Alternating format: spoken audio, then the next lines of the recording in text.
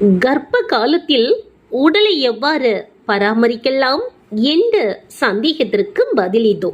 கர்ப்ப காலத்தில் கர்ப்பிணிகள் வயிற்றில் வளரும் குழந்தைகளுக்கு தேவையான சத்தான உணவுகளை உட்கொள்ள வேண்டும்.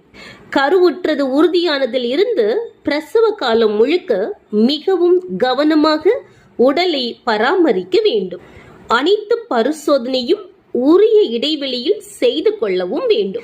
பொதுவாக காய்கறிகள், கீரைகள், முழு தானியங்கள் மற்றும் உலர் பழங்கள் ஆகியவற்றை அதிகமாக சாப்பிடவும் வேண்டும்.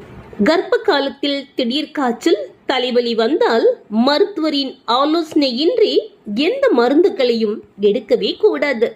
பிரசவ மாதத்தில் வாரந்தோறும் மருத்துவரை அணுகி பரிசோதனை செய்து கொள்ள வேண்டும்.